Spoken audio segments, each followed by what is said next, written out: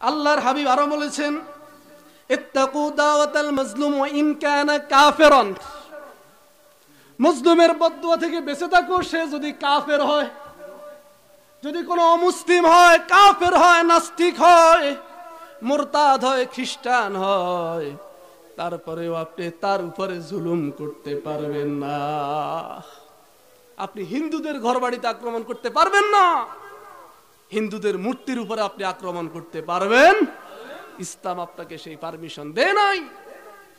হিন্দুদের জায়গা জমি আপনি দখল করতে পারবেন না। সে যদি কাফের হয়, তারপরেও তার উপরে অবিচার করা যাবে না, জুলুম করা যাবে না।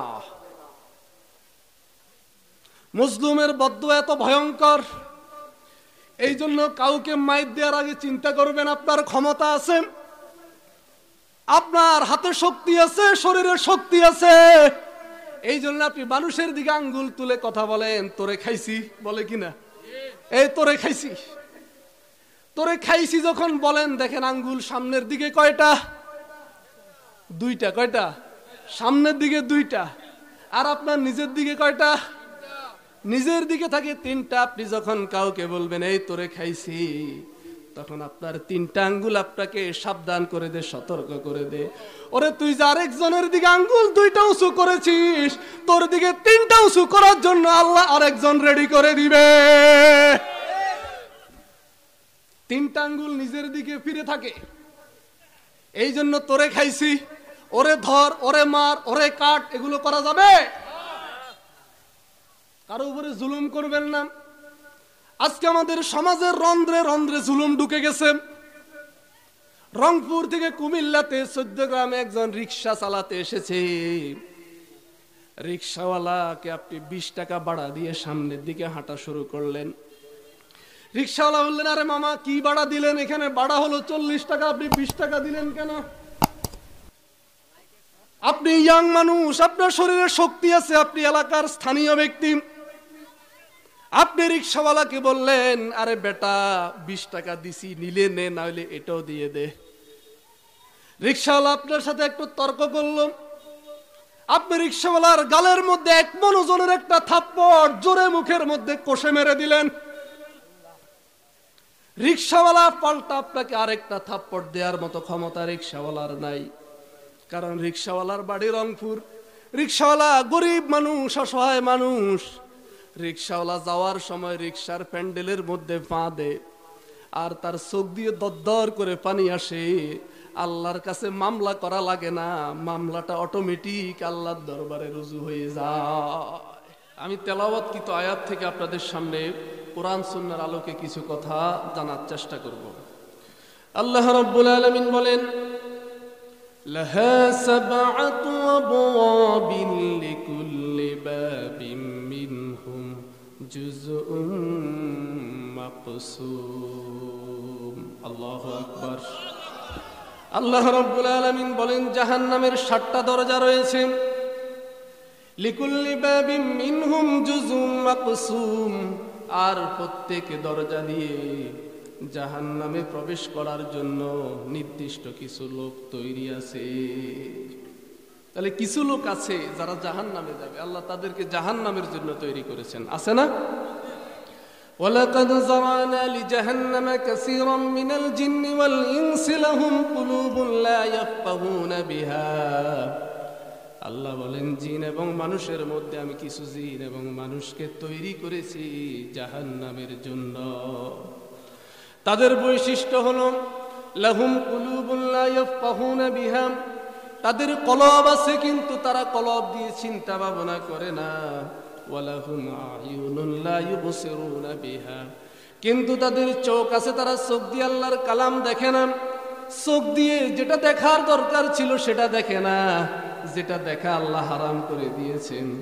অশ্লীল সিনেমা, অশ্লীল মুভি, পরনারী, পরপুরুষ, এইগুলার দিকে তাকানো আল্লাহ নিষেধ করেছেন। ওই লোক আল্লাহ রাব্বুল আলামিন যেই জিনিসের দিকে তাকাতে বলেছেন সেইগুলোর দিকে না তাকিয়ে যেগুলো আল্লাহ হারাম করেছিলেন সেইগুলোর দিকে যারা তাকিয়েছে, আল্লাহ রাব্বুল আলামিন তাদেরকে জাহান্নামের জন্য তৈরি করেছে। নাউজুবিল্লাহ বলেন। ওয়ালাহুম আযানুন লা ইয়াসমাউনা বিহা, কিছু লোক আছে যাদের কান আছে কিন্তু তারা কান দিয়ে শুনে না, যেটা শোনার দরকার ছিল সেটা শুনে না, কোরআনের তেলাওয়াত শোনার দরকার ছিল সেটা শুনে না, ওয়াজ মাহফিল শোনার দরকার ছিল সেটা শুনে না, ইসলামী সঙ্গীত শোনার দরকার ছিল সেটা শুনে না, বরং কানের মধ্যে ইয়ারফোন লাগাই দে আর কল্লা ডুলায়। আছে না না? এরকম যুবক আছে না নাই? আমাদের দেশে এই ইয়ারফোনের কারণে, কানের মধ্যে হেডফোন লাগিয়ে দিয়ে রাস্তায় হাঁটার কারণে অনেক যুবক গাড়ির নিচে পর্যন্ত পড়েছে। অনেক যুবক রেল লাইনে হাঁটতেছে, কানের মধ্যে গান শুনতেছে, ট্রেন এসে পিছন দিয়ে তাকে একদম মাটির সাথে মিশিয়ে দিয়েছে। এরকম ঘটনা হয়েছে কিনা? তাহলে যেটা শোনার দরকার যারা সেটা শুনবে না, যারা আল্লাহর কোরআন শুনবে না, আল্লাহর কালাম শুনবে না, আল্লাহ রাব্বুল আলামিন বলেন আমি তাদেরকে জাহান্নামের জন্য তৈরি করেছি। তাহলে জিন এবং মানুষের মধ্য থেকে কিছু জিনকে, কিছু মানুষকে আল্লাহ জাহান্নামের জন্য বানিয়েছেন। সেই জাহান্নামের দরজা হলো 7টা। কয়টা? আরো জোরে বলেন কয়টা? তাহলে জাহান্নাম কয়টা? জাহান্নাম কয়টা? জাহান্নামও 7টা, জাহান্নামের দরজাও 7টা। কেমন কথা? জাহান্নাম হলো একটা, জাহান্নামের দরজা হলো 7টা। জান্নাত কয়টা? জান্নাত কয়টা? জান্নাত হলো একটা, আর জান্নাতের গেট হলো 8টা। কারণ আল্লাহর কোরআন বলছে লাহা সাবআতু আবওয়াবিন, জাহান্নামের 7টা দরজা রয়েছে। যেমন আমরা বাড়িতে ঘর বানাই, 2 তলা 3 তলা 5 তলা ঘর, ঘরের অনেকগুলো দরজা থাকে, কিন্তু ঘর হলো কয়টা? আপনাদের মসজিদের দরজা কয়টা? একটা না 2টা? কয়টা? অনেকগুলো মসজিদে 2টা 3টা দরজা, ঠিক না? কিন্তু মসজিদ তো একটা। ঠিক জাহান্নামও একটা, জাহান্নামের দরজা হলো 7টা। কোন দরজা দিয়ে কারা জাহান্নামে যাবে আজকে আমরা সেটা কোরআন সুন্নাত থেকে জানার চেষ্টা করব ইনশাআল্লাহ। তাহলে জাহান্নামের 7টা দরজা। 1 নম্বর দরজার নামই হলো জাহান্নাম। 1 নম্বর দরজার নাম কি? 2 নম্বর দরজার নাম হলো সাকর। কি নাম? 3 নম্বর দরজার নাম হলো জাহিম। 4 নম্বর দরজার নাম হলো হাবিয়া। 5 নম্বর দরজার নাম হলো লাজা। 6 নম্বর দরজার নাম হলো সাঈর। 7 নম্বর দরজার নাম হলো হুতামা। এখন 1 নম্বর দরজার নাম দিয়েছেন আল্লাহ কি? কথা বলেন কি? 1 নম্বর দরজার নামই হলো জাহান্নাম। এখন এই জাহান্নামে কারা যাবে? আল্লাহ রাব্বুল আলামিন কোরআনের অসংখ্য আয়াতের মধ্যে বলে দিয়েছেন কি কি কাজ করলে জাহান্নামে যাওয়া লাগবে। 1 নম্বরে আল্লাহ রাব্বুল আলামিন সূরা বুরুজের 10 নম্বর আয়াতের মধ্যে জানিয়ে দিয়েছেন ইন্নাল্লাযীনা ফাতানুল মুমিনিনা ওয়াল মুমিনাত সুম্মা লাম ইয়াতুবু ফালাহুম আযাবু জাহান্নাম। আল্লাহু আকবার বলেন। সূরা বুরুজের মধ্যে আল্লাহ বলেন ইন্নাল্লাযীনা ফাতানুল মুমিনিনা ওয়াল মুমিনাত, যারা মুমিন নরনারীর উপরে জুলুম করবে, অত্যাচার করবে, সুম্মা লাম ইয়াতুবু, এরপরে তওবা করবে না, অনুশোচনা করবে না, আল্লাহর কাছে ফিরে আসবে না, ফালাহুম আযাবু জাহান্নাম, আল্লাহ বলছেন আমি তাদের জন্য জাহান্নামের যন্ত্রণাদায়ক শাস্তির ব্যবস্থা করেছি। তাহলে যারা মানুষের উপরে জুলুম করবে, কি করবে? জুলুম করবে, অবিচার করবে, অত্যাচার করবে, নির্যাতন করবে, তাদের জায়গা হবে জান্নাতুল ফেরদাউসে। কোথায় হবে? তাদের জায়গা হবে জাহান্নামে। এখন আপনারা কি জাহান্নামে যেতে চান? জাহান্নামে যদি যেতে না চান, জান্নাতে যদি যেতে চান, আল্লাহর কোন গোলামের উপরে জুলুম করা যাবে না। জুলুম করাটাকে হারাম করে দিয়েছেন কে?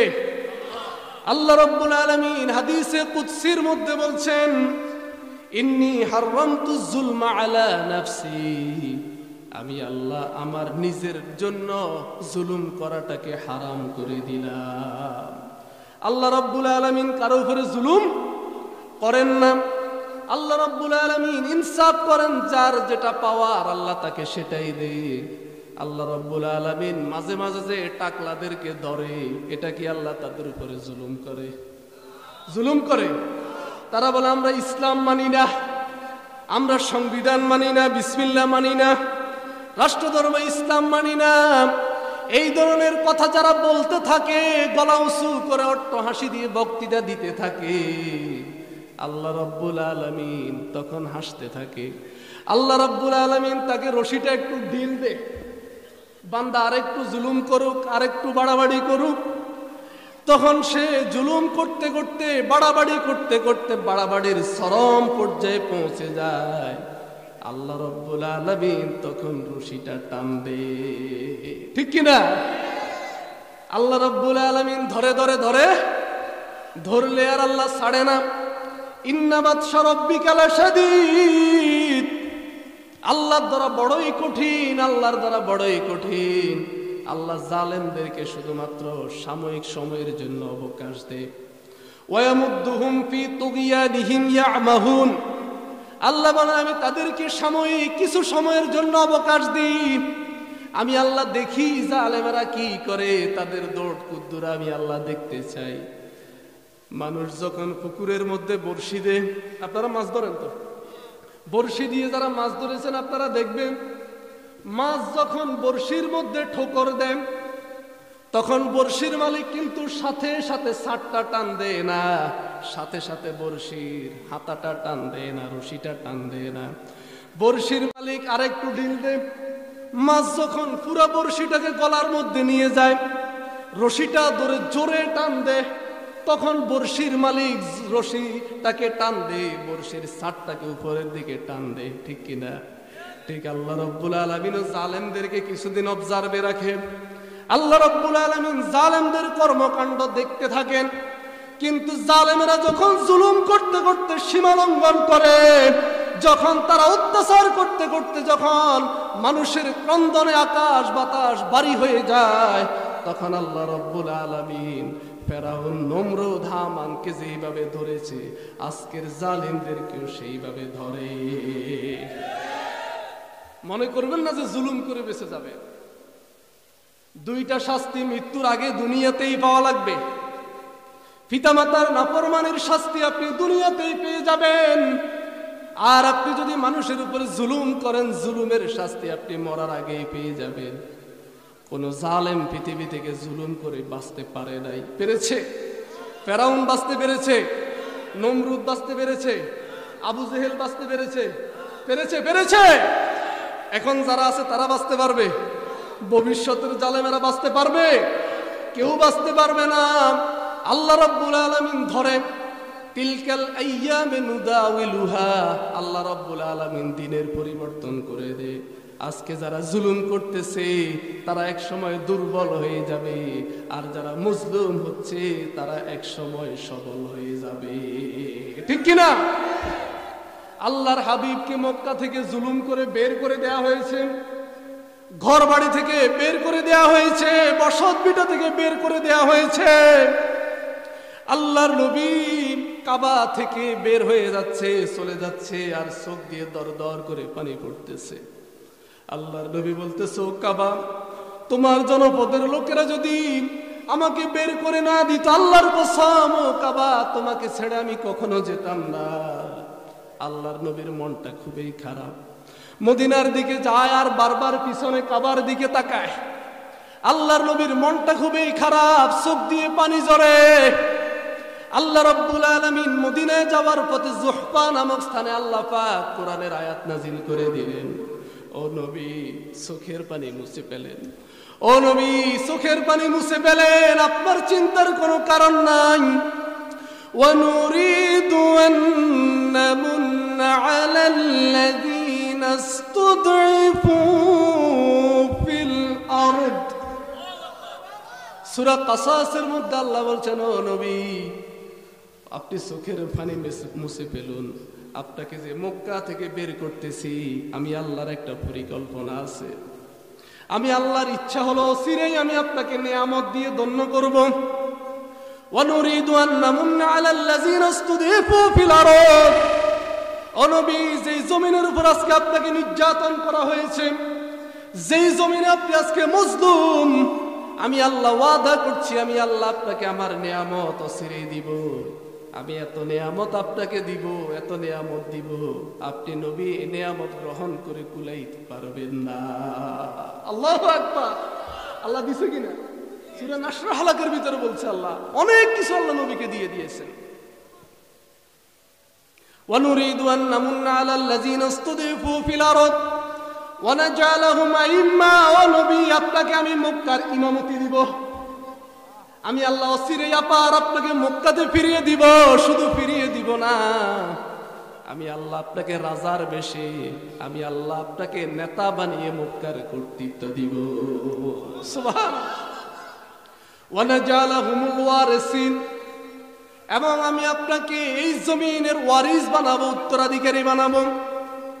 সুতরাং আজকে যারা কোরআনের জন্য মজলুম, কোরআনের কথা বলতে গিয়ে আজকে যারা মামলার শিকার, হামলার শিকার, ঘর বাড়িতে থাকতে পারে না, ব্যবসা প্রতিষ্ঠানে থাকতে পারে না, ইমামতি করতে পারে না, দিনের পর দিন যাদেরকে রিমান্ড দেওয়া হয়, অচিরেই আল্লাহ তাদেরকে এই জমির মালিকানা দিবে।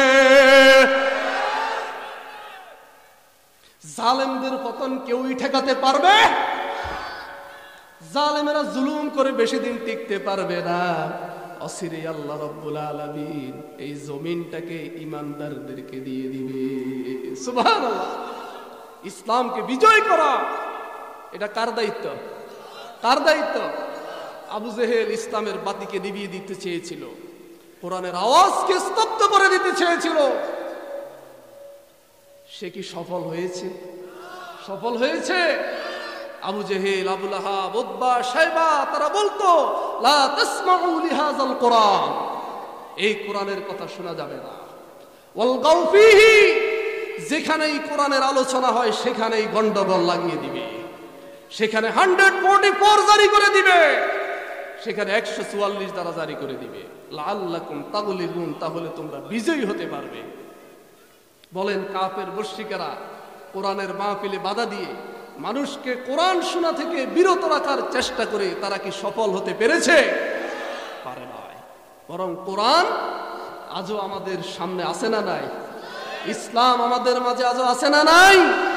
কিন্তু আবু জেহেল আছে, আবু লাহাব আছে, উতবা আছে, শাইবা আছে, মুগীরা আছে। বরং আল্লাহর হাবিবের বিরোধিতা করেছিল আবু জেহেল। আল্লাহ রাব্বুল আলামিন আল্লাহ রাসূলের মর্যাদা এত বাড়িয়ে দিলেন, ওয়ারাফা'না লাকা যিকরাক, কিয়ামত পর্যন্ত আল্লাহ রাসূলের আলোচনা মর্যাদা শুধু বৃদ্ধি হতে থাকবে, বৃদ্ধি হতে থাকবে, বৃদ্ধি হতে থাকবে। আল্লাহু আকবার। রাসূলের নাম শোনার পরে কি বলতে হবে? সাল্লাল্লাহু। রাসূলের নাম শোনার পরে দরুদ পড়া ওয়াজিব করে দিয়েছেন আল্লাহ। আর আবু জেহেলের বাড়িটাকে আল্লাহ রাব্বুল আলামিন আন্তর্জাতিক পাবলিক টয়লেট বানিয়ে দিয়েছে। ঠিক কিনা? যারা হজ করতে গেছেন তারা দেখছেন না, সবাই হজে গিয়ে বাথরুমের ব্যাগ হলে প্রথমে আবু জেহেলের বাড়ি খুঁজে। সবার একটা ইমোশন কাজ করে। আমিও যখন গিয়েছি বললাম যে আরে আবু জেহেলের বাড়িতে তাড়াতাড়ি নিয়ে যাও, আমার এত ধৈর্য নাই, আবু জেহেলের মুখের উপরে পায়খানা করা লাগবে। তাহলে আজকেও যারা ইসলামের বিরোধিতা করবে তাদের পরিণতি আবু জেহেল, আবু লাহাব, উতবার মতো হবে। ঠিক কিনা? সুতরাং ইসলামের বিরোধিতা করবেন না, মানুষের উপর জুলুম করবেন না, মানুষের উপরে নির্যাতন করবেন না। আজকে আপনার ক্ষমতা আছে, ওয়া তুইজ্জু মান তাশা ওয়া তুযিল্লু মান তাশা। ক্ষমতা যিনি দেন, ক্ষমতা থেকে ছিনিয়ে নিতে আল্লাহর 1 মিনিটও সময় লাগে? লাগে না। কত বড় বড় ক্ষমতাবান, কত বড় বড় জালেম আজকে পৃথিবীতে নাই। মানুষ তাদের নামটা ঘৃণার সাথে স্মরণ করে। আর যারা ইসলামের পক্ষে ছিল, কোরআনের জন্য নির্যাতিত হয়েছে, কোরআনের জন্য যারা মুজলুম হয়েছে, কোরআনের জন্য যারা মার খেয়েছে, আমরা তাদের নাম শোনার পরে রাদিয়াল্লাহু তাআলা আনহু বলি, রাহমাতুল্লাহ আলাইহি বলি। ঠিক কিনা?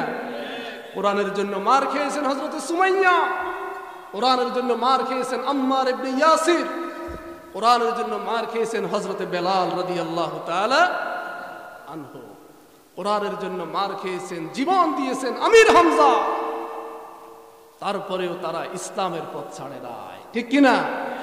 যতই জুলুম নির্যাতন আসুক, যতই অত্যাচার আসুক, ঈমানের পথ থেকে, ইসলামের পথ থেকে বিন্দু পরিমাণ দূরে সরা যাবে না। আল্লাহর হাবিব একদিন কাবা ঘরের ছায়ায় বিশ্রাম নিচ্ছিলেন।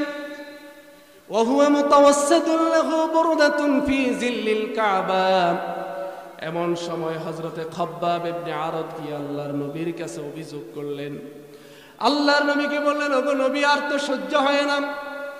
আমরা যারাই ইসলামের দাওয়াত দিই, যারাই কালেমার পতাকা গ্রহণ করি, যারাই কালেমাকে আমরা উচ্চারণ করি, যারাই ঈমানের উপরে চলি, যারাই ঈমান গ্রহণ করো গো নবী, তাদের উপরে জুলুম শুরু হয়ে যায়, নির্যাতন শুরু হয়ে যায়। ওগো নবী, আমাদের জন্য আল্লাহর কাছে কি একটু দোয়া করবেন না? আমাদের জন্য কি আল্লাহর কাছে একটু সাহায্যকারী প্রার্থনা করবেন না? আল্লাহর নবী সোজা হয়ে বসলেন। এরপরে বললেন, ও খাব্বাব, শুনো শুনো, এত অধৈর্য হলে চলবে না, এত অস্থির হলে চলবে না। ঈমানের পথটা লাল গালিচা মাখানো কোনো পথ নয়, ঈমানের পথটা ফুল বিছানো কোনো পথ নয়, বরং ঈমানের পথে আছে অসংখ্য কাঁটা। এই পথে চলতে গেলে তোমাকে গালি দেওয়া হবে, তোমার নামে মামলা হবে, তোমার নামে হামলা হবে, তোমাকে পাগল বলা হবে, তোমাকে কবি বলা হবে, তোমাকে জাদুকর বলা হবে, তোমাকে মৌলবাদী বলা হবে, তোমাকে জঙ্গি বলা হবে, তোমাকে কাঠমোল্লা বলা হবে, ঠিক কিনা? আল্লাহর নবী বললেন, ও খাব্বাব, এত অস্থির হলে চলবে না।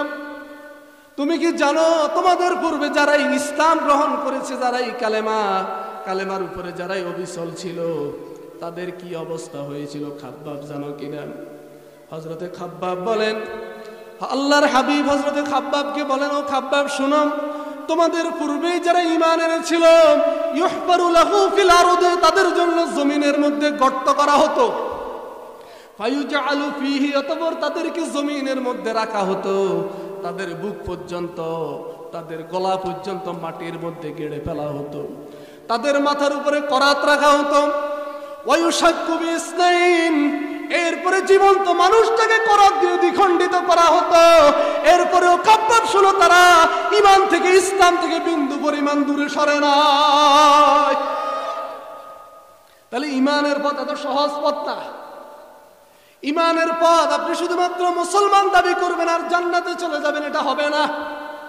ঈমান আল্লাহ আপনার উপরে পরীক্ষা আসবে, আপনার উপরে জুলুম আসবে, আপনার উপরে অত্যাচার আসবে, আপনাকে গালি দেয়া হবে, আপনাকে ঘর বাড়ি থেকে বের করে দেয়া হবে, আপনার বিরুদ্ধে মামলা হবে, আপনার উপরে রিমান্ড হবে, দিনের পর দিন নির্যাতন করা হবে।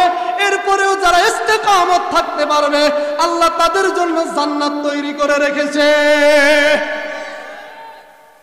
এই জন্য আল্লাহে হিজাব, কারণ মজলুমের মধ্যে আর আল্লাহর মধ্যে কোনো পর্দা থাকে না। মজলুম আল্লাহর দরবারে যেই দোয়া করে, সেটা সরাসরি আরশে আজিমে পৌঁছে যায়। সুবহানাল্লাহ। আল্লাহর হাবিব আরো বলেছেন, ইত্তাকু দাওয়াতাল মাজলুম ওয়া ইন কানা কাফিরান, মজলুমের বদদুয়া থেকে বেঁচে থাকো, সে যদি কাফের হয়, যদি কোনো অমুসলিম হয়, কাফের হয়, নাস্তিক হয়, মুরতাদ হয়, খ্রিস্টান হয়, তারপরেও আপনি তার উপরে জুলুম করতে পারবেন না। আপনি হিন্দুদের ঘর বাড়িতে আক্রমণ করতে পারবেন না, হিন্দুদের মূর্তির উপরে আপনি আক্রমণ করতে পারবেন। ইসলাম আপনাকে সেই পারমিশন দেয় নাই। হিন্দুদের জায়গা জমি আপনি দখল করতে পারবেন না। সে যদি কাফের হয়, তারপরেও তার উপরে অবিচার করা যাবে না, জুলুম করা যাবে না। মজলুমের বদদুয়া এত ভয়ঙ্কর, এই জন্য কাউকে মাইর দেওয়ার আগে চিন্তা করবেন আপনার ক্ষমতা আছে, আপনার হাতে শক্তি আছে, শরীরে শক্তি আছে। এই জন্য আপনি মানুষের দিকে আঙ্গুল তুলে কথা বলেন, তোরে খাইছি, বলে কিনা, এই তোরে খাইছি, তোরে খাইছি যখন বলেন, দেখেন আঙ্গুল সামনের দিকে কয়টা? দুইটা। কয়টা? সামনের দিকে দুইটা। আর আপনার নিজের দিকে কয়টা? নিজের দিকে থাকে তিনটা। আপনি যখন কাউকে বলবেন এই তোরে খাইছি, তখন আপনার 3টা আঙ্গুল আপনাকে সাবধান করে দে, সতর্ক করে দে, ওরে তুই যে আরেকজনের দিকে আঙ্গুল 2টা উঁচু করেছিস, তোর দিকে 3টা উঁচু করার জন্য আল্লাহ আরেকজন রেডি করে দিবে। 3টা আঙ্গুল নিজের দিকে ফিরে থাকে। এই জন্য তোরে খাইছি, ওরে ধর, ওরে মার, ওরে কাট, এগুলো করা যাবে? কারো উপরে জুলুম করবেন না। আজকে আমাদের সমাজের রন্ধ্রে রন্ধ্রে জুলুম ঢুকে গেছে। রংপুর থেকে কুমিল্লাতে 14 গ্রামে একজন রিক্সা চালাতে এসেছে। রিক্সাওয়ালাকে আপনি 20 টাকা ভাড়া দিয়ে সামনের দিকে হাঁটা শুরু করলেন। রিক্সাওয়ালা বললেন, আরে মামা কি ভাড়া দিলেন? এখানে ভাড়া হলো 40 টাকা, আপনি 20 টাকা দিলেন কেন? আপনি ইয়াং মানুষ, আপনার শরীরে শক্তি আছে, আপনি এলাকার স্থানীয় ব্যক্তি। আপনি রিক্সাওয়ালাকে বললেন, আরে বেটা 20 টাকা দিছি, নিলে নে, নাহলে এটাও দিয়ে দে। রিক্সাওয়ালা আপনার সাথে একটু তর্ক করলো। আপনি রিক্সাওয়ালার গালের মধ্যে 1 মণ ওজনের একটা থাপ্পড় জোরে মুখের মধ্যে কষে মেরে দিলেন। রিক্সাওয়ালা পাল্টা আপনাকে আরেকটা থাপ্পড় দেওয়ার মতো ক্ষমতা রিক্সাওয়ালার নাই, কারণ রিক্সাওয়ালার বাড়ি রংপুর। রিক্সাওয়ালা গরিব মানুষ, অসহায় মানুষ। রিক্সাওয়ালা যাওয়ার সময় রিক্সার প্যান্ডেলের মধ্যে পা দে, আর তার চোখ দিয়ে দরদর করে পানি আসে।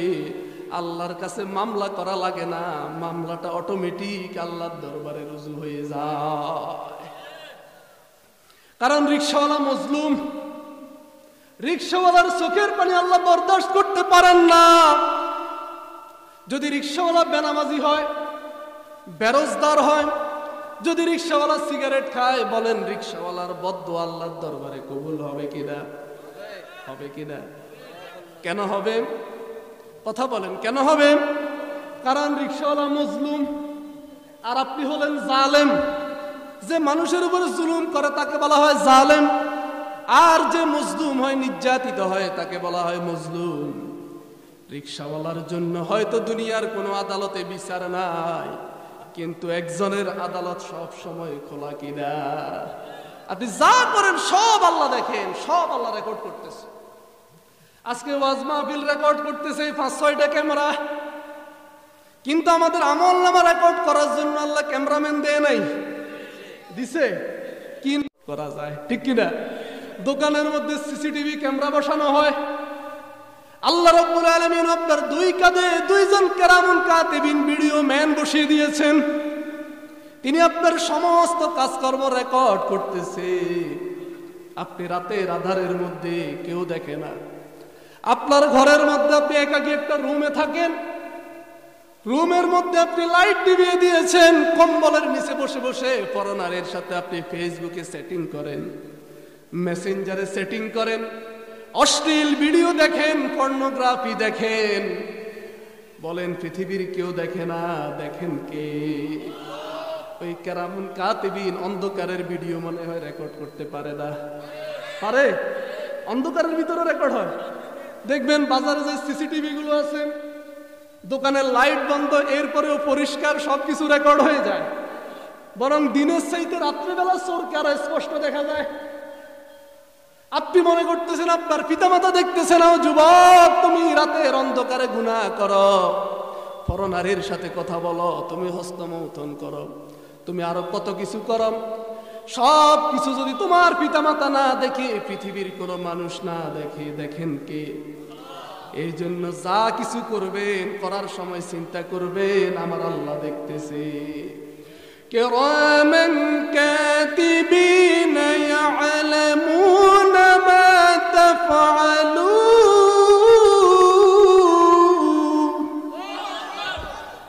আল্লাহ বলেন 2 জন সম্মানিত ফেরেশতা আছে, তোমরা যা কিছু করো তারা সব কিছু রেকর্ড করে। সুবহানাল্লাহ। এই জন্য আপনি যে রিক্সাওয়ালাকে মেরেছেন, রিক্সাওয়ালার উপরে যে হামলা করেছেন, রিক্সাওয়ালার গালে যে থাপ্পড় দিয়েছিলেন, পৃথিবীর কেউ হয়তো দেখে নাই। পৃথিবীর কোন আদালতে রিক্সাওয়ালা মামলা দিতে পারে নাই, কিন্তু আল্লাহর আদালতে অটোমেটিক আপনার নামে মামলা হয়ে গেছে, ঠিক কিনা? আপনি আল্লাহর মামলার আসামি। বলেন রিক্সাওয়ালার বদদুয়া যদি কবুল হয়, রিকশাওয়ালা মজলুম হওয়ার কারণে বেনামাজি হওয়ার পরেও রিকশাওয়ালার বদদুয়া যদি কবুল হয়, কোন আলেম যদি তাহাজ্জুদ পড়ে আল্লাহকে বলে, আল্লাহ আমার কোনো অপরাধ নাই, আমি কোনো অন্যায় করি নাই, আমি মানুষের ঘর বাড়িতে আগুন দিয়ে নাই, আমি কারো ব্যবসা প্রতিষ্ঠান লুণ্ঠন করি নাই, আমার কাজ ছিল শুধু কোরআনের দাওয়াত দেয়া, আমার কাজ ছিল শুধু কোরআনের বাণীগুলো মানুষের কর্ণপুরে পৌঁছে দেয়া। আল্লাহ আমি সারা পৃথিবীর আনাচে কানাচে কোরআনের দাওয়াত দিয়েছি। আয় আল্লাহ 52 বছর আমি কোরআনের তাফসীর করেছি। ওগো আল্লাহ আমি প্রতি বছর খানে কাবাতে ইতিকাফ করি। এরকম কোন আল্লাহওয়ালা বুজুর্গ প্রখ্যাত মুফাসসিরে কোরআন যদি আল্লাহর দরবারে বদদুয়া দেয়, বলেন বিশ্ববিখ্যাত মুফাসসিরের বদদুয়া আল্লাহর দরবারে কবুল হবে কিনা?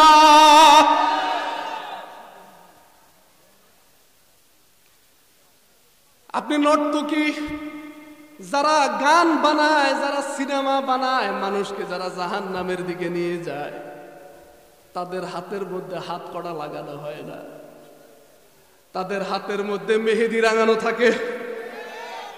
আর আলেমদের হাতে হাত কড়া। মুফতি কাজী ইব্রাহিম কি কোনো দল করে? কথা বলেন, কোন দল করে? উনি কোন দল করে না। একটা মাদ্রাসার মুহাদ্দিস, উনি বলেছে আমি ক্লাস 5 থেকে বুখারী শরীফ পড়ি। ওনার আব্বা বড় আলেম ছিল। আমার কাজ ছিল আমি ঘরের মধ্যে দরজা বন্ধ করে, আমার ঘরে বাবার বড় বড় বুখারী শরীফ কিতাব ছিল, আমি ওই ক্লাস 5 থেকে শুরু করে নিজে নিজে বুঝতাম না বুঝতাম আমি আরবি ইবারতের এই বুখারী শরীফ পড়তাম। আমি আজকে এত বছর কোরআনের আমি দার্স দিই, বুখারী শরীফের দার্স দিই, আমি ছাত্রদেরকে হাদিস শিখাই। এই লোকটার হাতে যখন হ্যান্ডকাপ দেখি তখন আমাদের কলিজায় রক্তক্ষরণ হয়ে যায়। আপনি গ্রেফতার করছেন, ভালো কথা, সে যদি অপরাধ করে উপযুক্ত আদালতে বিচার হবে।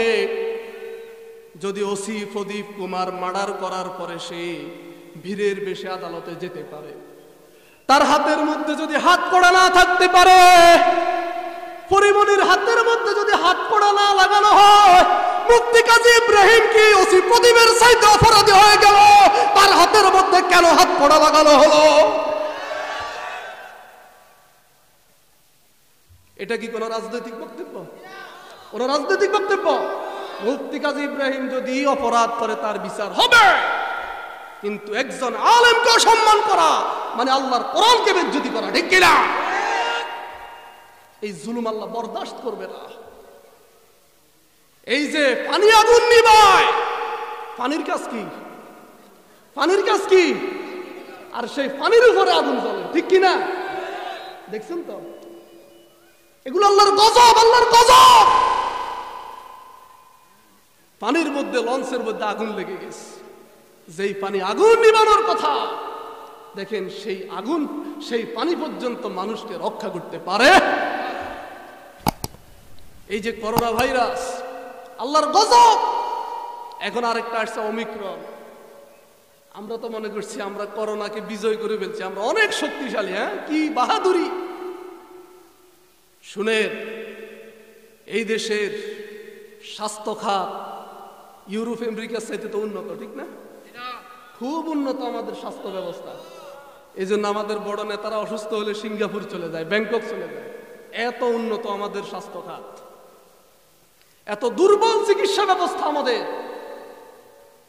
যেইভাবে মহামারী এসেছিল, রাস্তায় রাস্তায় মানুষের লাশ থাকার কথা, ঠিক কিনা?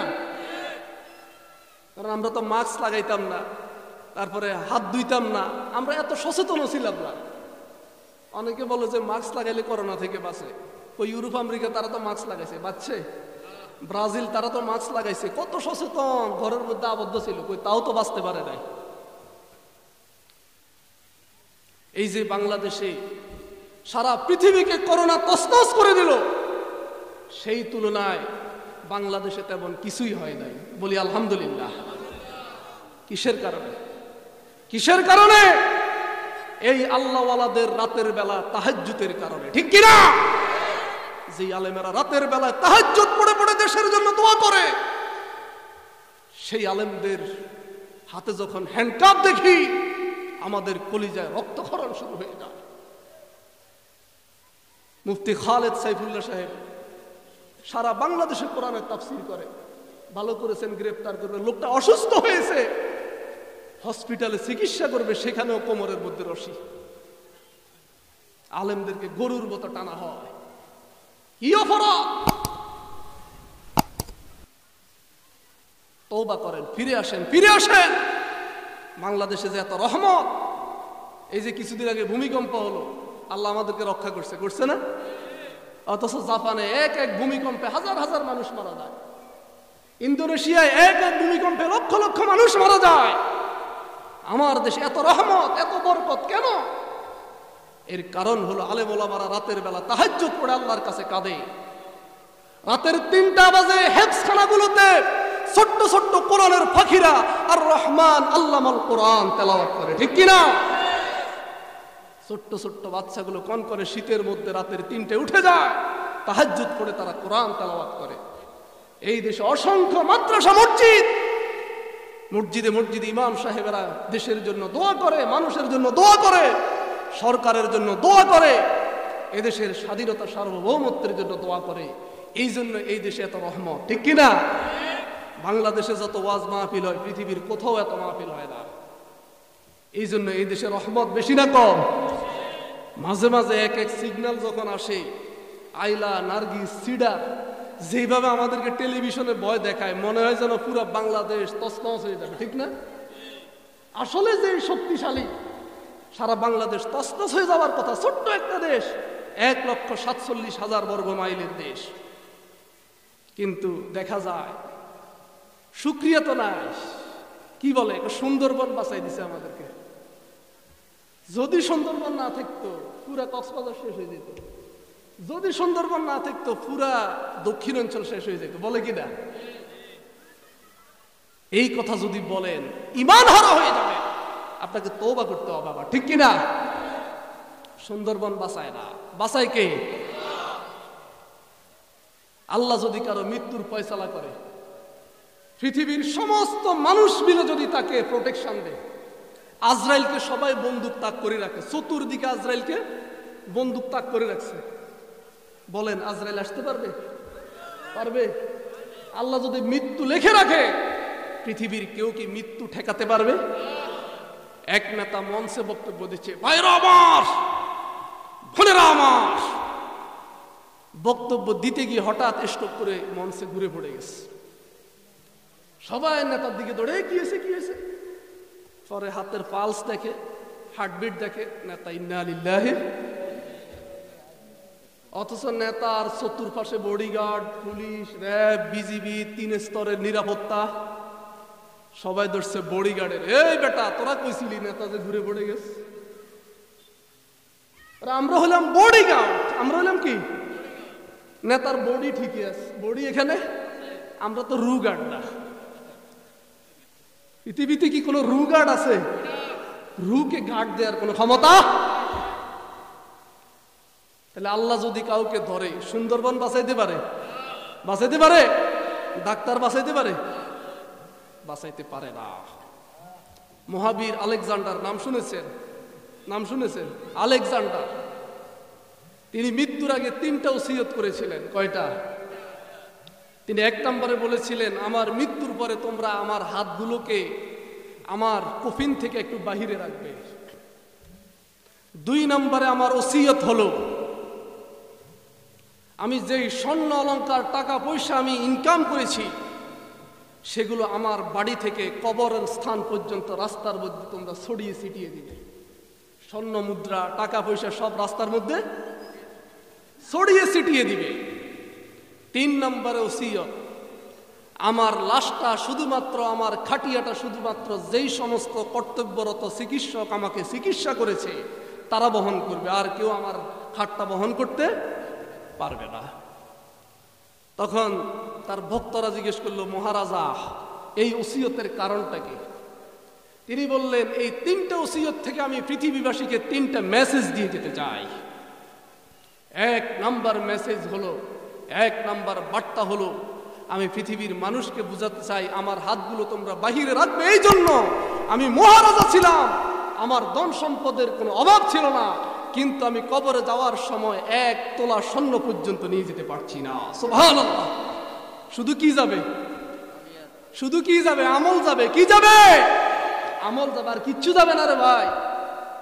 আপনার নেতাগিরি বেশি দিন থাকবে না, আপনার ক্ষমতা বেশি দিন থাকবে না, আপনার টাকা পয়সা আপনাকে বাঁচাতে পারবে। ইয়াউমা লা ইয়ানফাউ মালুন ওয়ালা বানুন। আল্লাহ বলেন কিয়ামতের দিন তোমার মাল, তোমার সম্পদ, তোমার সন্তান সন্ততি কোনো কিছু তোমার কোনো কাজে আসবে না।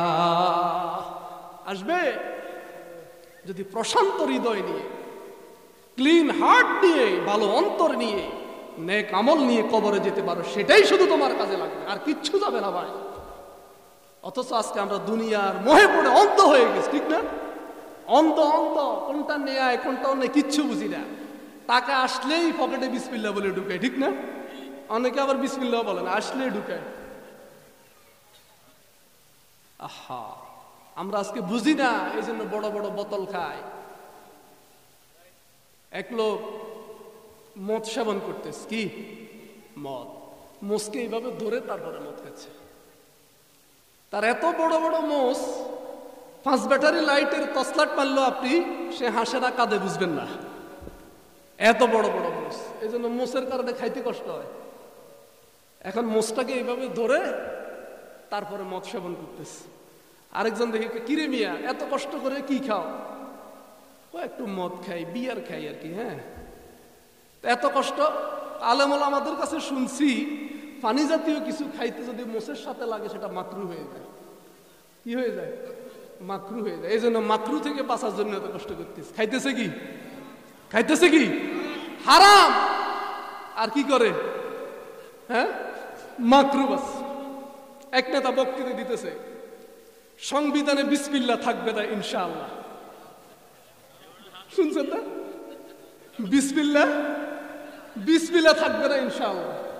আগামী অধিবেশনে আমি সংসদে এটার প্রস্তাবনা পেশ করব।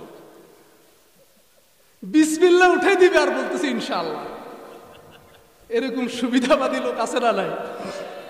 খাইতেছে মদ আর বলতেছে মাকরু খুঁজতেছে। তাহলে বলতেছিলাম, আপনি যে হারাম খাচ্ছেন, হারাম টাকা দিয়ে আপনার শরীর গঠন করছেন, হারাম টাকা দিয়ে বাড়ি গাড়ি বানাচ্ছেন, সেটা কি আপনার কবরে যাবে? যদি যাইতো ভাই কিছু করলেও লাভ হইতো, দুর্নীতি ঘুষটুস খাইলেও লাভ হইতো, কিচ্ছু যাবে না। এরপরেও মানুষ কেন এত পাগল, মানুষ কেন এত বোকা, আমার বুঝেই আসে না। কার জন্য আপনি রেখে যাবেন ভাই? আপনি যে জমিনের 1 বিঘত আইল ফেললেন, কার জন্য আপনি জায়গাটা রেখে যাবেন? আরেকজনের জমি যে আপনি আপনার নামে জাল কবলা করলেন, কার জন্য এই জায়গাটা অর্জন করলেন? আপনার কবরে 1 বিঘত জায়গা যাবে? কেন এত ক্ষমতা, কেন এত সম্পদের মোহ? আমার তো বুঝে আসে না। কে বুঝাবে উম্মতকে? আরো আমরা সবাই গল্প করি, আরে লোকটা খুব চালাক, লোকটা খুব চালাক। ছেলে একটারে বানাইছে ডাক্তার, একটারে বানাইছে ইঞ্জিনিয়ার, একটারে বানাইছে পুলিশের ওসি। লোকটা খুব চালাক। চালাক না বেকুব? একটারে যদি আলেম বানাইতো তাইলে কইতাম লোকটা চালাক, ঠিক কিনা? একটার তো আলেম বানায় নাই। জানাজার নামাজ কিভাবে পড়তে এটা জানে না, অজু করার সময় পানি সব খাই ফেলে, আছে না? অজু কেমনি করে এটাই যাবে। এ নাই খুব চালাক। 3টা ছেলে, একটা চেয়ে একটা, মাশাআল্লাহ, একটা ডাক্তার, একটা ইঞ্জিনিয়ার, একটা থানার ওসি। কি চালাক, কি সুন্দর বাড়িঘর করে গেছে, ছেলেদের জন্য যা দরকার সব করে গেছে। লোকটা খুব চালাক। অথচ আল্লাহর হাবিব বলছে চালাককে, চালাককে যে পরকালের জন্য কিছু সঞ্চয় করে, যে পরকালের জন্য কিছু সঞ্চয় করে আর নিজের নফসটাকে খারাপ কাজ থেকে বাঁচিয়ে রাখে, সে হলো চালাক। এখন পরকালের জন্য আপনি কিছুই করলেন না, হারাম ভাবে সম্পদ অর্জন করলেন, টাকা অর্জন করলেন, বাড়ি করলেন, গাড়ি করলেন, আর আপনি চালাক হয়ে গেছেন। আপনার মতো বেকুব, আপনি হচ্ছেন বেকুব দা গ্রেট, বেকুব দা সবচাইতে বড় আহাম্মক। সালাক হলো ওই লোক যে তাহাজ্জুদের নামাজ পড়ে। সালাক ওই লোক যে 5 ওয়াক্ত নামাজ জামাতে পড়ে। সালাক ওই লোক যে সারাদিন কষ্ট করে 300 টাকা ইনকাম করে তারপর 1 টাকা হারাম খায় না, ঠিক কিনা? সালাক ওই লোক যে নিজের ছেলেটাকে আলেম বানায়, নিজের ছেলেটাকে কোরআনওয়ালা বানায়, নিজের মেয়েটাকে পর্দায় রাখে, ওই লোক সালাক। যে মসজিদের জন্য দান করে, মাদ্রাসার জন্য দান করে, ওই লোক সালাক। এখন আমরা যে লোক সালাক তারে কই এতর মতো বোধাই একজনও নাই, বলে কিনা? কিচ্ছু করলো না, একবারে বেকু, বুড়ো হইলে খাইব কি, বলে কিনা? বুড়ো হইলে হাতের কোনে চাইব, এতর মতো বেকু বীর্য নাই। রুজি করছে আর খালি খাইছে, একটিও জমায় না, হয়নি? অথচ লোকটা চালাক, লোকটা প্রকৃত চালাক, যে আখিরাতের জন্য পুঁজি সংগ্রহ।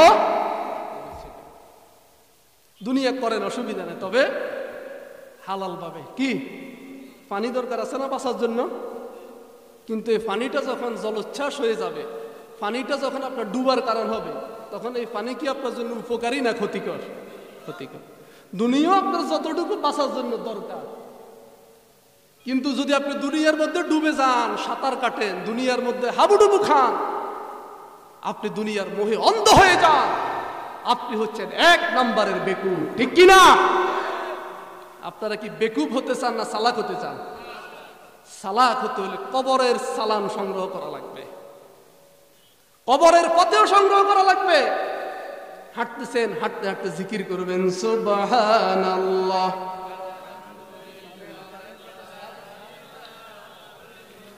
সুবহানাল্লাহ ওয়ালহামদুলিল্লাহ, লা ইলাহা। জোরে কি আপনাদের ব্যাটারি ফিউজ হয়ে গেছে? লা ইলাহা ইল্লাল্লাহ, লা ইলাহা, লা ইলাহা,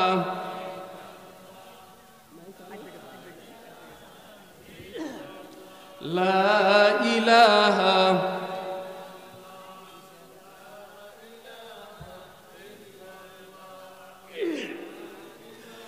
মোদের বুকে আছে তাওহীদেরই আমানা, সহজ নহে মুছে দেয়া মোদের নাম নিশানা। লা ইলাহা, লা ইলাহা, লা ইলাহা, লা ইলাহা, লা ইলাহা ইল্লাল্লাহু মুহাম্মাদুর রাসূলুল্লাহ সাল্লাল্লাহু। আমার ভাইরা, বলছিলাম মহাবীর আলেকজান্ডারের কথা, মনে আছে তো? এর আগে বলছিলাম জুলুমের কথা। আমি আবার যাচ্ছি পয়েন্টে, আপনারা ওয়াজ ভুলে গেলে কিন্তু চলবে না। তিনি 3টা ওসিয়ত করছিলেন। কয়টা? কয়টা? 3টা। 1 নম্বরে, আমার হাতগুলো কাফনের কাপড় থেকে বাহিরে রাখবে, তাম পৃথিবীর মানুষ দেখুক, আমার প্রজারা দেখুক আমি রাজা হয়ে কবরে কিছুই নিতে পারলাম না। কবরে শুধুমাত্র আমল যাবে, শুধু আমল যাবে, শুধু আমল যাবে। লা দিনার ওয়ালা দিরহাম, কিচ্ছু যাবে না। দিনার, দিরহাম, রিয়াল এগুলো কিয়ামতের দিন লেনদেন চলবে, সেদিন শুধু আমলের লেনদেন চলবে। তাহলে 1 নম্বরে পৃথিবীর মানুষ শিক্ষা গ্রহণ করুক, যাতে সে কবরের জন্য পাথেয় সংগ্রহ করে। 2 নম্বরে, স্বর্ণ অলংকার গুলো আমি রাস্তার মধ্যে ছড়িয়ে ছিটিয়ে রাখতে এই জন্য বলেছি, আমি সারাটা জীবন এই স্বর্ণগুলো, এই টাকা পয়সাগুলো অর্জন করার জন্য আমার জীবন যৌবনটাকে শেষ করে দিয়েছি। আমি নামাজ কাজা করেছি, আমি রোজা কাজা করেছি, ইসলামের বিরোধিতা করেছি। আজান হতো, দোকানের মধ্যে বসেছিলাম, শুধু দোকানদারি করছি, ব্যবসা করছি। এই সম্পদ অর্জনের জন্য আমার মাথার ঘাম পায়ে ফেলেছিলাম। পৃথিবীর মানুষ দেখুক, আজকে সেই স্বর্ণ অলংকার কিছুই কবরে যাবে না। এই জন্য মানুষ যাতে এখান থেকে শিক্ষা গ্রহণ করে, শুধুমাত্র অন্যায়ভাবে অবৈধভাবে অর্থ সম্পদ যাতে উপার্জনে মানুষ ব্যতিব্যস্ত না হয়ে যায়। 3 নম্বরে আমি আমার কফিনটা শুধুমাত্র ডাক্তারদেরকে বহন করার জন্য এই জন্য বললাম, তাম পৃথিবীর মানুষ বুঝুক ডাক্তারের হাতে হায়াত দেয়, ডাক্তার চেষ্টা করে কাউকে বাঁচাতে পারে না। আমার ডাক্তারেরা আমাকে বাঁচানোর জন্য কম চেষ্টা করে নাই। কোন ডাক্তার আমাকে আমার বাজেট শেষ হয়ে যাওয়ার পরে আমাকে আর 1 সেকেন্ডের জন্য বাঁচাতে পারে না। فَإِذَا جَاءَ أَجَلُهُمْ لَا يَسْتَأْخِرُونَ سَاعَةً وَلَا يَسْتَقْدِمُونَ। যার যখন আজল শেষ হয়ে যাবে, যার যখন হায়াত ফুরিয়ে যাবে, তাকে আর কেউ 1 সেকেন্ডের জন্য পৃথিবীতে বাঁচিয়ে রাখতে পারবে না। পারবে না। মানুষ মালাকুল মউতকে দেখার পরে, আজরাইলকে দেখার পরে বলবে, ও আল্লাহ আমার একটু অবকাশ দাও, আমার একটু সুযোগ দাও, আমার ছেলেটারে শুধু মাদ্রাসায় ভর্তি করে দিয়ে আসবো, শুধু ভর্তি করাইতে যতক্ষণ সময় লাগে এই সময়টা দাও, ছেলেটারে একটু মাদ্রাসায় ভর্তি করাই দিয়ে আসি। আল্লাহ একটু সময় দাও, শুধু রেজিস্ট্রি অফিসে যাব, মসজিদের নামে 5% জায়গা দিব, সেই সময়টা আল্লাহ দাও। জায়গা তো অনেক ছিল, মসজিদ মাদ্রাসায় 1% দিলাম না আল্লাহ, সব ছেলেমেয়ের জন্য রাখছি। এখন বুঝতেছি আল্লাহ কিছু দেওয়া দরকার, আমার তো আর বাঁচার রক্ষা নয়। আল্লাহ একটু সময় দাও, আল্লাহ কিছু দান করে আসি, একটু সময় দাও। ফাসাদদাকা ওয়া আকুম মিনাস সালিহিন। আল্লাহ আমি এখন একটু সদকা করতে চাই, আল্লাহ কিছু ভালো কাজ করতে চাই, একটু সময় দাও, একটু সুযোগ দাও, আল্লাহ তওবা করার সুযোগটা দাও। সুযোগ দিবে। মালাকুল মউত চলে আসলে আর সুযোগ নাই। ইন্নাল্লাহা ইয়াকবালু তাওবাতাল আবদ মা লাম ইউগরগর। মৃত্যুর গড়গড়ি আসার আগ পর্যন্ত তওবার সুযোগ। মালাকুল মউত হাজির হয়ে গেলে, আজরাইল জান কবজ যখন শুরু করে দিবে, তখন আর 1 সেকেন্ডের জন্য অবকাশ দেওয়া হবে।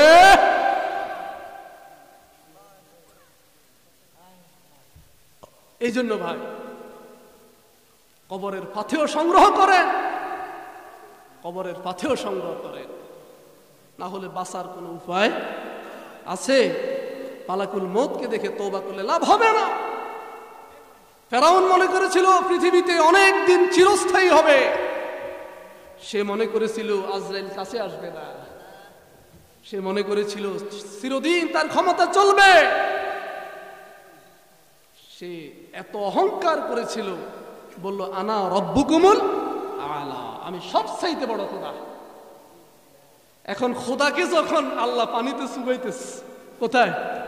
লোহিত দরিয়ার। টাকা পয়সা আপনাকে বাঁচাতে পারবে? ইয়াউমা লা ইয়ানফাউ মালুন ওয়ালা বানুন। আল্লাহ বলেন কিয়ামতের দিন তোমার মাল, তোমার সম্পদ, তোমার সন্তান সন্ততি কোনো কিছু তোমার কোনো কাজে আসবে না। আসবে যদি প্রশান্ত হৃদয় নিয়ে, ক্লিন হার্ট নিয়ে, ভালো অন্তর নিয়ে, নেক আমল নিয়ে কবরে যেতে পারো, সেটাই শুধু তোমার কাজে লাগবে, আর কিচ্ছু যাবে না ভাই। অথচ আজকে আমরা দুনিয়ার মোহে পড়ে অন্ধ হয়ে গেছি, ঠিক না? অন্ধ, কোনটা নেয় কোনটা অন্য কিচ্ছু বুঝি না। টাকা আসলেই পকেটে বিসমিল্লাহ বলে ঢুকায়, ঠিক না? অনেকে আবার বিসমিল্লাহ বলে না, আসলেই ঢুকায়। আহা, আমরা আজকে বুঝি না, এই জন্য বড় বড় বোতল খায়।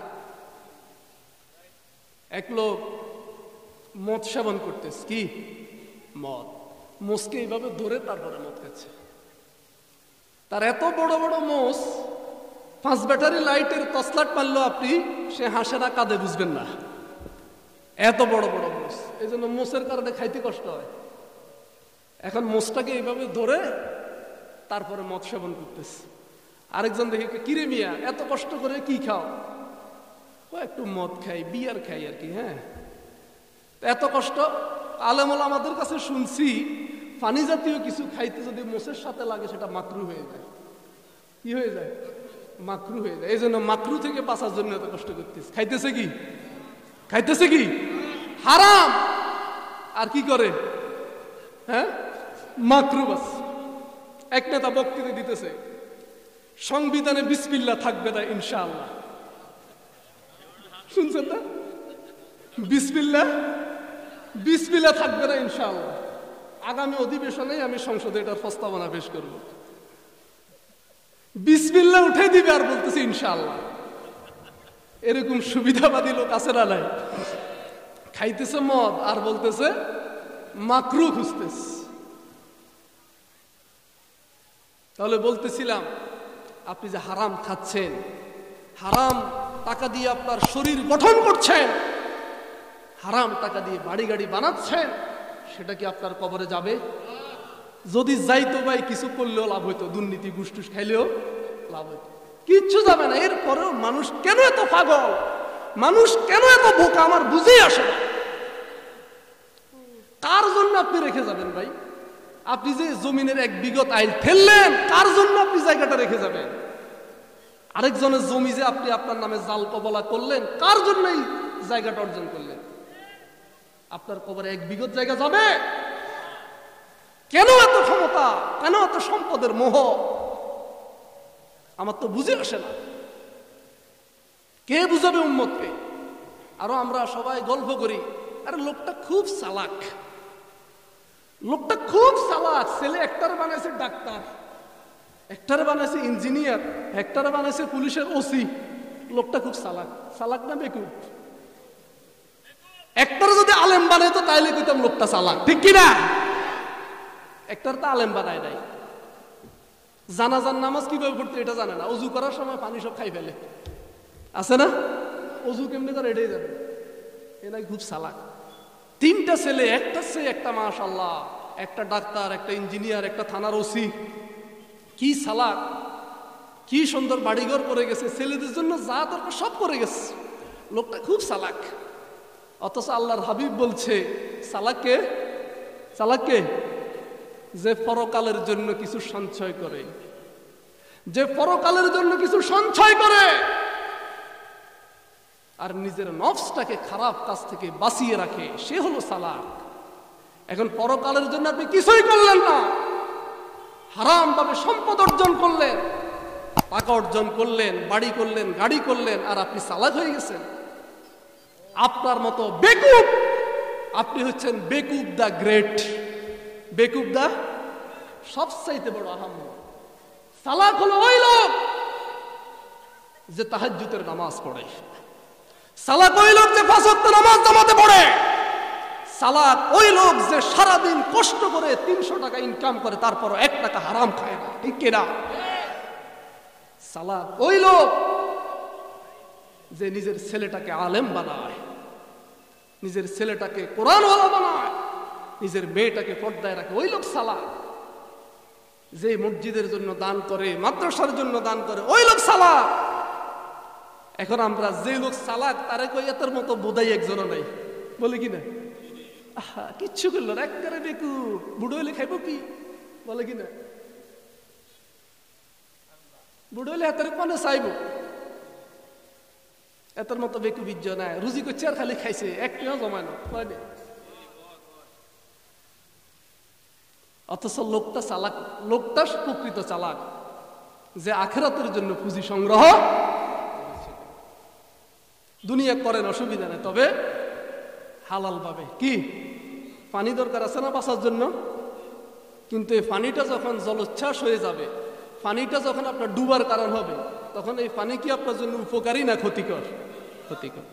দুনিয়াও আপনার যতটুকু বাঁচার জন্য দরকার, কিন্তু যদি আপনি দুনিয়ার মধ্যে ডুবে যান, সাঁতার কাটেন, দুনিয়ার মধ্যে হাবুডুবু খান, আপনি দুনিয়ার মোহে অন্ধ হয়ে যান, আপনি হচ্ছেন 1 নম্বরের বেকুব, ঠিক কিনা? আপনারা কি বেকুব হতে চান না চালাক হতে চান? চালাক হতে হলে কবরের চালান সংগ্রহ করা লাগবে, কবরের পথেও সংগ্রহ করা লাগবে। হাঁটতেছেন, হাঁটতে হাঁটতে জিকির করবেন সুবহানাল্লাহ,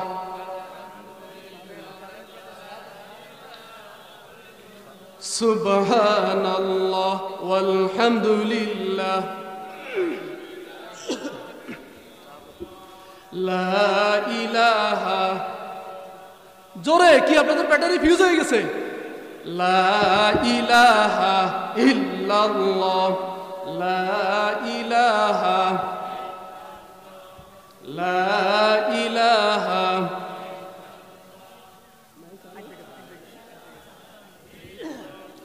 লা ইলাহা,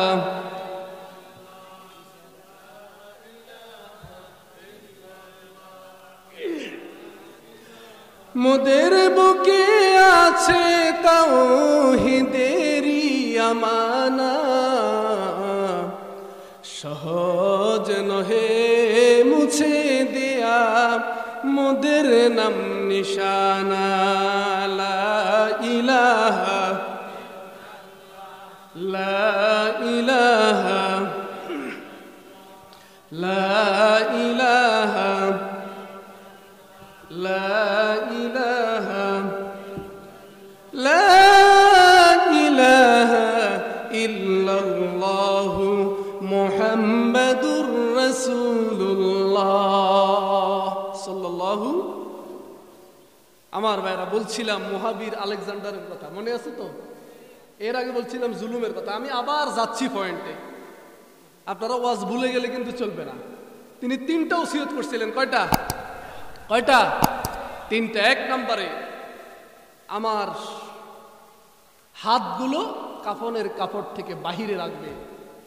তাম পৃথিবীর মানুষ দেখুক, আমার প্রজারা দেখুক, আমি রাজা হয়েও কবরে কিছুই নিতে পারলাম না। কবরে শুধুমাত্র আমল যাবে, শুধু আমল যাবে, শুধু আমল যাবে। লা দিনারা ওয়ালা দিরহাম, কিচ্ছু যাবে না। দিনার, দিরহাম, রিয়াল এগুলো কিয়ামতের দিন লেনদেন চলবে?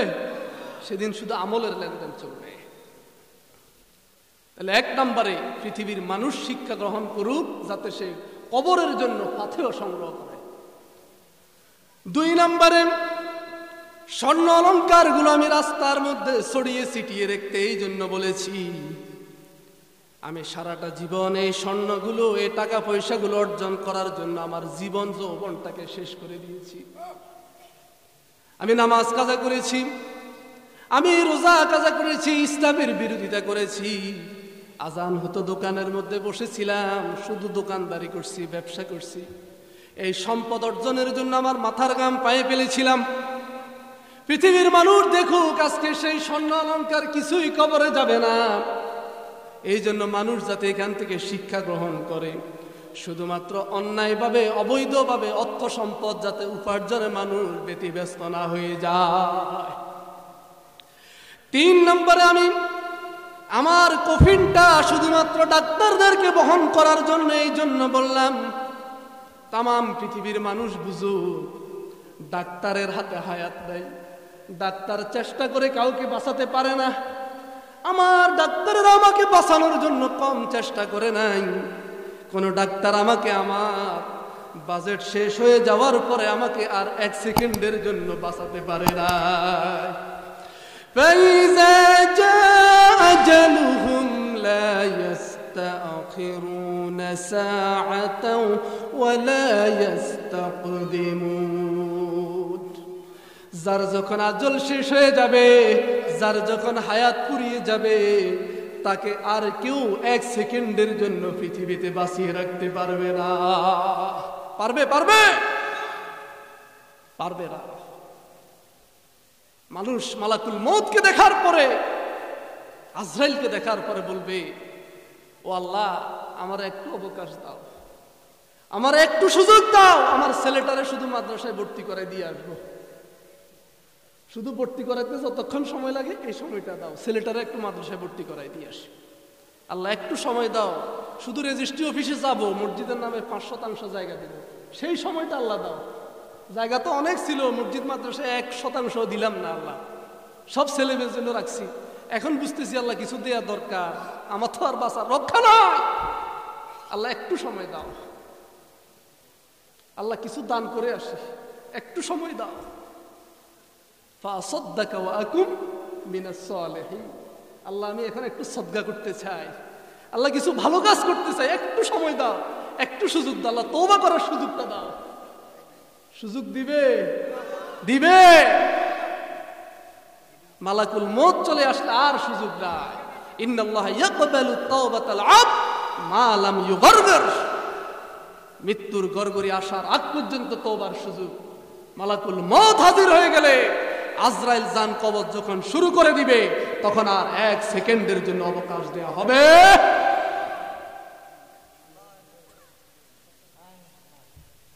এই জন্য ভাই কবরের পাথেয় সংগ্রহ করেন, কবরের পাথেয় সংগ্রহ করেন, না হলে বাঁচার কোনো উপায় আছে? মালাকুল মউতকে দেখে তওবা করলে লাভ হবে না। ফেরাউন মনে করেছিল পৃথিবীতে অনেক দিন চিরস্থায়ী হবে। সে মনে করেছিল আজরাইল কাছে আসবে না। সে মনে করেছিল চিরদিন তার ক্ষমতা চলবে। সে এত অহংকার করেছিল, বলল আনা রব্বুকুমুল আলা, আমি সবচাইতে বড় খোদা। এখন খোদাকে যখন আল্লাহ পানিতে চুবাইতেছে, কোথায় লোহিত দরিয়ার মধ্যে চুবাচ্ছে, তখন বলে আল্লাহ আমি ঈমান আনছি। আল্লাহ মূসা যে আল্লাহরে মানে আমিও সেই আল্লাহরে মানি। এতদিন মূসা খারাপ, এতদিন মোল্লারা খারাপ, মোল্লারা দেশ শেষ করে ফেলছে, মোল্লারা সব খাই ফেলছে। কিছু লোক বলে কিনা মোল্লা জ্বালায় বাঁচি না। ওই দিন এক মাহফিলে আমার এক চেয়ারম্যান বলতেছে, হুজুর আপনারা ঠিক হয়ে যান, সব ঠিক হয়ে যাবে, মোল্লারা নাকি খারাপ। মোল্লারা ঠিক, সব ঠিক, তারা ঠিক হওয়ার দরকার নেই। ফেরাউনও বলছিল মূসা খারাপ, মোল্লার গোষ্ঠী খারাপ, মূসার দল যারা করে তারাও খারাপ। কিন্তু যখন আল্লাহ পানির মধ্যে চুবাচ্ছে, পানির মধ্যে ডুবাচ্ছে, যখন জানটা কবজ হচ্ছে, তখন বলতেছে হ্যাঁ আমি ঈমান আনছি। আমানতু বিরব্বি মূসা, মূসার রবের প্রতি ঈমান এনেছি। আল্লাহ বলে আল আন, এখন তোমার ঈমান আনার সময় হয়েছে। এত বছর কোথায় ছিল? এত বছর তওবার দরজা খোলা ছিল, এত বছর মূসার অনুসরণ করো নাই, ইসলামের পক্ষে ছিল না, ইসলামের বিরোধিতা করছিল, মূসার উপরে জুলুম নির্যাতন করছিল, আলেম ওলামাদের উপরে জুলুম করছিল। আর এখন ঈমান আনতেছ, নাটক করো না। ওয়াকাদ আসাইতা কাবলু, একটু আগেও তো তুই বিরোধিতা করছিলি, আমার মূসারে খুন করার জন্য তুই আসছিলি। আল্লাহ ওয়াকাদ আসাইতা কাবলু ওয়া কুনতা মিনাল মুফসিদিন, আল্লাহকে তুই হলি সন্ত্রাসী, দা গ্রেট, তুই টপ টেরর সন্ত্রাসী, মুফসিদিন তুই সন্ত্রাসী, তুই ফাসাদ সৃষ্টিকারী, তোর রেহাই না। তাহলে আজরাইল জান কবজ যখন শুরু করবে, মালাকুল মউত যখন জান কবজ শুরু করবে, তখন আর তওবার কোনো সুযোগ নাই। এই জন্য ভাইরা আমার, কারো উপরে জুলুম করবেন না, কারো উপরে অত্যাচার করবেন না। জুলুম খুবই ভয়াবহ অপরাধ। এই জুলুমের কারণে পৃথিবীতে গজব আসে, বিপদ আসে। আল্লাহ বলছেন জহারাল ফাসাদা ফিল বাররি ওয়াল বাহরে, জলে স্থলে যত বিপদ মুসিবত আসে সব তোমাদের হাতের কামাই, সব তোমাদের হাতের কামাই। কি শেষ করে দিব? কথা ভালো লাগতেছে না আপনাদের? সব আমাদের হাতের কামাই। এই জন্য কারো উপরে ভাই জুলুম করবেন না। জুলুম যদি করেন, মনে রাখবেন আল্লাহ আমেরিকাকে যেভাবে তছনছ করে দিয়েছে, চীনকে করোনা দিয়ে যেভাবে আল্লাহ তছনছ করে দিয়েছে, যদি জুলুম করতে থাকেন এই বাংলাদেশের উপরে আল্লাহর গজব আসার সম্ভাবনা আছে না নাই? এই জন্য জালেমকেও সহযোগিতা করবেন, মজলুমকেও সহযোগিতা করবেন। সাহাবায়ে কেরাম জিজ্ঞেস করলেন, ইয়া রাসূলুল্লাহ, আমরা মজলুমকে তো সহযোগিতা করব, বুঝলাম, মজলুমের পাশে এসে আমরা দাঁড়াবো, কিন্তু জালেমকে কিভাবে সহযোগিতা করব? বিশ্বনবী বললেন, জালেমকে তোমরা সহযোগিতা করবা, জালেমকে জুলুম করা থেকে বিরত রাখতে হবে, তাকে জুলুম করতে দেয়া যাবে। যেখানে অন্যায় দেখবে, যেখানে জুলুম দেখবে, যেখানে নির্যাতিত মানুষের আত্মনাদ দেখবে, সেখানেই তোমাদেরকে অন্যায়ের প্রতিবাদ করা লাগবে, ঠিক কিনা? আল্লাহ রাব্বুল আলামিন বলেন, ওয়ামা লাকুম লা তুকাতিলুনা ফি সাবিলিল্লাহ ওয়াল মুস্তাদআফিনা মিনার রিজালি ওয়ান নিসাই ওয়াল বিলদানিল্লাযীনা ইয়াকুলুনা রাব্বানা আখরিজনা মিন হাযিহিল ক্বরিয়াতিজ যালিমি আহলুহা। ওয়া মা লাকুম, এই তোমাদের কি হয়েছে? কে বলতেছে? তোমরা এখনো কেন জমিনকে আঁকড়ে ধরে রাখছো? এখনো তোমাদেরকে তোমাদের স্ত্রীর ভালোবাসা, সন্তানের ভালোবাসা, সম্পত্তির ভালোবাসা, তোমরা জমিনকে আঁকড়ে ধরেছো, এখনো কেন আল্লাহর রাস্তায় বের হও না? মা লাকুম ইযা কিলা লাকুম ইনফিরু ফি সাবিলিল্লাহ সাকালতুম ইলাল আরদ। এই তোমাদের কি হয়েছে? যখন তোমাদেরকে আল্লাহর রাস্তায় বের হতে বলা হয়, যখন বলা হয় তোমার নবীকে গালি দেওয়া হয়েছে, মিছিল করা লাগবে, যখন বলা হয় জালেমের বিরুদ্ধে স্লোগান দেওয়া লাগবে, তুমি কেন ঘরের মধ্যে বসে থাকো? কেন জিহাদে অংশগ্রহণ করো না? কে বলছে? মা লাকুম ইযা কিলা লাকুম ইনফিরু ফি সাবিলিল্লাহ। হুজুর ভুল বললাম? সাকালতুম ইলাল আরদ। আজকে এই ওয়াজগুলো হয় না, শুধু ফজিলতের ওয়াজ।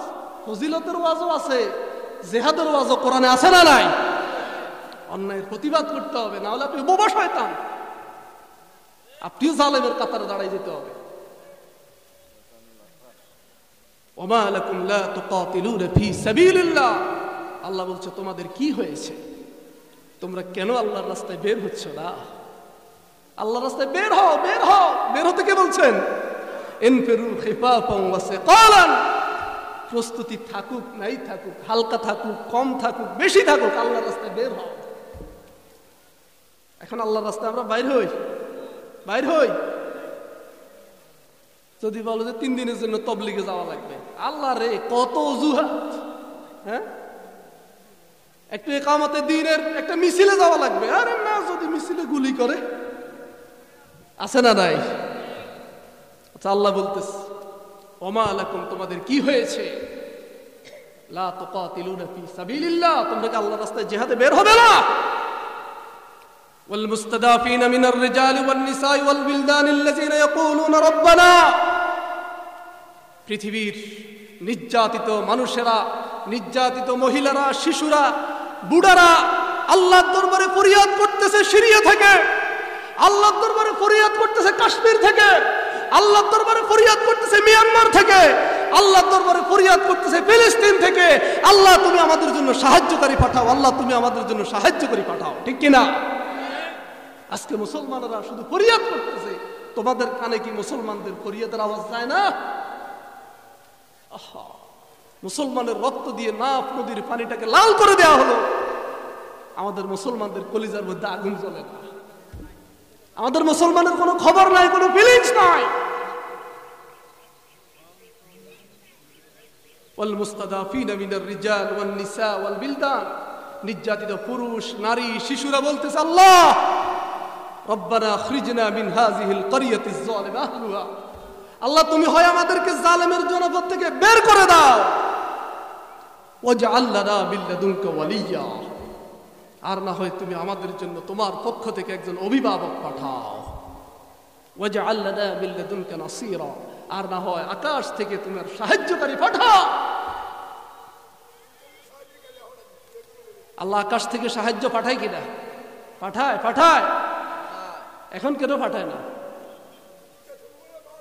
আমরা তো সাহায্যকারী আল্লাহ পাঠায়। এ মুরব্বী, কথা বললে তো ডিস্টার্ব হবে, শুনেন। মিনার রিজালি ওয়ান নিসাই ওয়াল বিলদানিল্লাযিনা ইয়াকুলুনা রাব্বানা আখরিজনা মিন হাযিহিল ক্বরিয়াতিজ যালিমা আহলুহা। আল্লাহ তুমি আমাদেরকে জালেমের জনপদ থেকে বের করে দাও। তারা ফরিয়াদ করতেছে, তাদের ফরিয়াদ আমাদের কানে যায় না। ঠিক কিনা?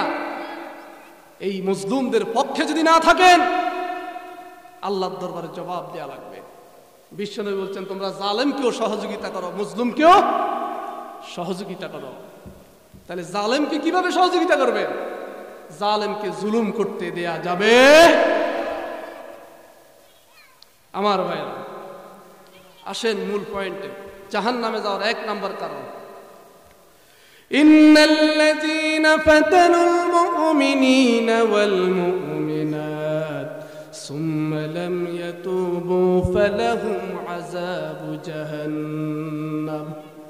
আল্লাহ বলেন যারা মুমিন নরনারীর উপরে জুলুম করে, অত্যাচার করে, সুম্মা লাম ইয়াতুবু, এরপরে তওবা করে না, এরপরে সে জুলুম থেকে বিরত থাকে না, ফিরে আসে না, ফালাহুম আযাবু জাহান্নাম, আল্লাহ বলেন তাদের জন্য ছিলে দুনিয়ায় কিরকম এসেছিল আজকে আমি আল্লাহকে একটু বলো।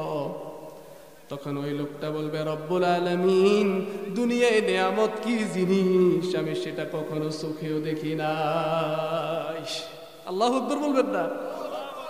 শুধু জাহান্নামে একটু ঢুকাইছে আর বের করছে, এই আযাবে দুনিয়ার সমস্ত সুখের কথা ভুলে যাবে, দুনিয়ার সমস্ত নিয়ামতের কথা ভুলে যাবে, বলবে আল্লাহ নিয়ামত কি জিনিস আমি দুনিয়ায় কখনো চোখে দেখি নাই। আর যে লোকটাকে হয়েছে, যাকে সবচাইতে বেশি কষ্ট দেয়া হয়েছে, আল্লাহ বলবে মানুষগুলো থেকে খুঁজে ওই লোকটাকে বের করে নিয়ে আসো। ফেরেশতারা ওই লোকটাকে আল্লাহর সামনে হাজির করবেন। আল্লাহ রাব্বুল আলামিন ফেরেশতা এই লোকটাকে শুধু জান্নাতের মধ্যে একটু ঢুকাবে, আবার সাথে সাথে বের করে নিয়ে আসবে। জান্নাত থেকে ফেরেশতারা বের করে নিয়ে যখন আল্লাহর সামনে হাজির হবে, আল্লাহ রাব্বুল আলামিন বলবে ও গোলাম বলম, ঈমান আনার কারণে দুনিয়ায় তোমার উপরে কি কি নির্যাতন করা হয়েছিল আজকে আমাকে বলো, দুনিয়ায় কি কি কষ্ট সহ্য করেছো আমি আল্লাহকে বলো। ওই লোক বলবে আল্লাহ মা সাবানি দুররুন কত।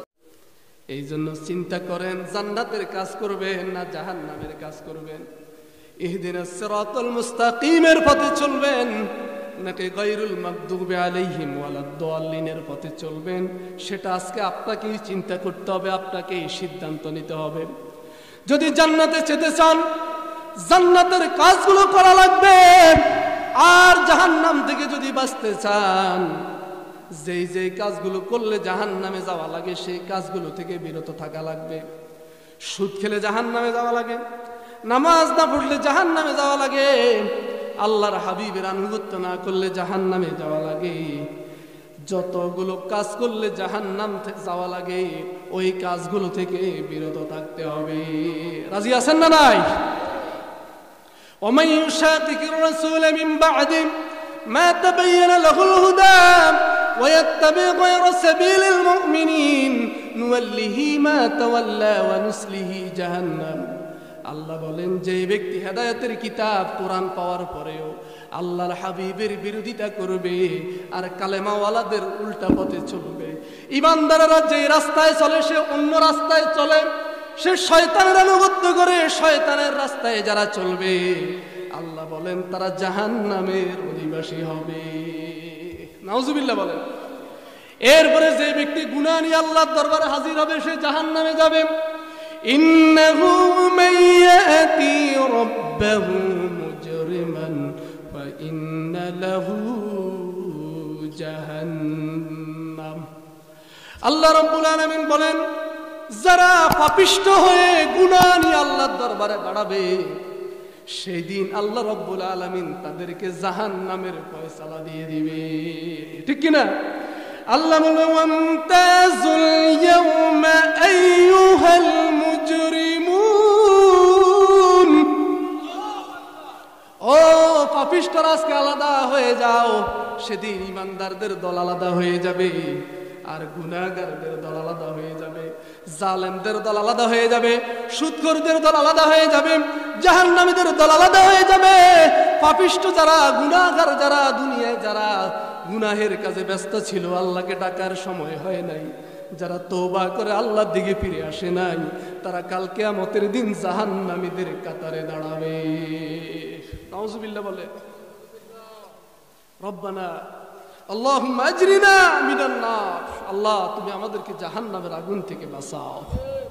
এই জাহান্নামের আগুন ভাই খুবই কঠিন, দুনিয়ার আগুনের চাইতে 70 গুণ বেশি, আপনারা জানেন। সেই জাহান্নামে থাকতে পারবেন এক সেকেন্ড? তাহলে ভাই কেন এই দুনিয়ার মোহে আমরা অন্ধ হয়ে গেছি? কেন আমরা অন্ধ হয়ে গেছি ভাই? কেন মানুষের উপরে জুলুম করতেছি? কেন নামাজ কাজা করতেছি? কেন সুদ খাচ্ছি? কেন ঘুষ খাচ্ছি? কেন দুর্নীতি করি? কেন সাদাবাজি করি? কেন মানুষের ঘরবাড়ি দখল করি? মানুষের জমি দখল করি? কেন হারাম ইনকাম করি? আমার তো বুঝে আসে না। জান্নাতে যেতে চান তো? আল্লাহ আমাদের সবাইকে জান্নাতের মেহমান হিসেবে কবুল করুন, আর জাহান্নাম থেকে আল্লাহ আমাদেরকে বাঁচিয়ে দিক। সকলে বলেন আমিন। আমি আমার কথাকে আর দীর্ঘায়িত করব না। জাহান্নামের 7টা দরজা বলছি। কয়টা? 7টার মধ্যে আমরা 1 নম্বর দরজার আলোচনা করলাম। বাকি 6টা ইনশাল্লাহ আপনারা জেনে নেবেন, আপনারা পড়ে নেবেন কোন জাহান্নামে কারা যাবে। যে কথাগুলো বললাম, আল্লাহ রাব্বুল আলামিন আমাকে সহ সকলকে আমল করার তৌফিক দান করুন। হাযা মা ইনদি ওয়াল ইলমু ইনদাল্লাহ আলাইহি তাওয়াক্কালতু ওয়া ইলাইহি উনীব। আসসালামু আলাইকুম ওয়া রাহমাতুল্লাহি ওয়া বারাকাতুহু।